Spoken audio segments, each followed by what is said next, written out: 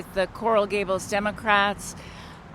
Basically, I'm with any group that is standing for our democracy.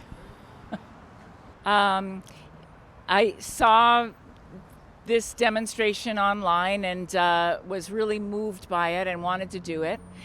And so somebody said, let's go do a pop-up for Veterans Day. And I made a bunch of signs for the signs of fascism. And we showed up here, and there were 3 of us and an intrepid photographer.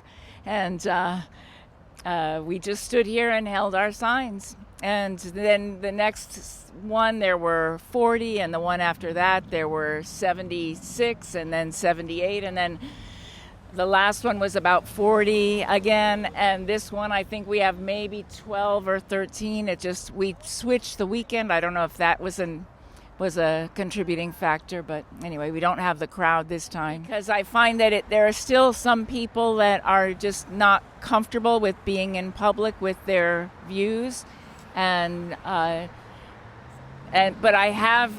do have people that have shown up, and previously they did not want to show up because they were afraid of backlash, and they've showed up. So I would say on for the most part it's positive. We get people waving and giving us thumbs up, and people honking in a positive way. I would say 6, 7, 8 times more than the occasional person that comes by and gives us a thumbs down or yells something negative about what we're doing. But the say, because this has been home for 44 years. Well, I think it's the consistency. Sometimes I've gone out to Alligator Alcatraz as well, and the marches, the rallies are big and get attention. These smaller events, I think you just have to believe in the consistency and knowing that people are here, and it's a voice that needs to be heard. I want people who are giving us the bird and yelling, Trump. What I'd love to be able to do is just to be able to have people ask questions, because we're so polarized. So it doesn't help just to encourage that polarization. I think a lot of people just don't even understand what's going on because maybe they don't know the history of this country, and which is about being educated in this country. A lot of people don't know the history. They don't really see what's going on because of the information they're getting. So if it's just a question that might be asked, maybe it's someone in the car with them that says, well, wait a minute, what about this? And if that opens up a dialogue, I think it's the only way we can truly move forward. We can't move forward by just changing the administration. That we can get a balanced legislature.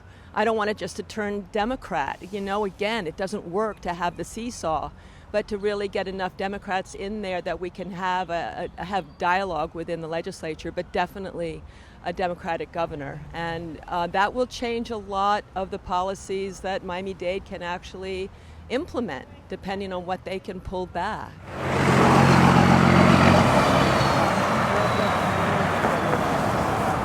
I've been around for a long time, obviously, you can tell, and to me, I've just never seen a president who is so belligerent in his behavior, who actually denigrates our allies, what's left of them, and just openly praises dictators and everything. And to me, he's just so damaged. And I think he's actually a real danger to our country because he's so predictable and easy to read. As long as you flatter him, and if you're wealthy enough, lavish him with gifts, you can basically get what you want out of him. Yeah. To me, I've had discussions with so many MAGA people, and they think that the means justify the ends. So they love his belligerent tone and everything, because they think if Trump can just browbeat people into submission and doing what they want, you know, and if they get what they want, it doesn't matter that he's destroying our relationships. That then the whole world thinks that, you know, he's crazy as long as they get what they want. But you know, they think we're respected because Trump just demands this and that, and they don't respect us. They just think we're crazy, and they're just trying to find ways to get by this Trump term. So I think a lot of people, you know, like in the Trump camp, don't respect diplomacy and real diplomats. They have two bagmen that are posing as diplomats, Kushner and his other buddy, the crypto king, pretending they're diplomats. But you know, to me, they're finding every opportunity to enrich Trump in their dealings, and not really there, I think, to find true peace.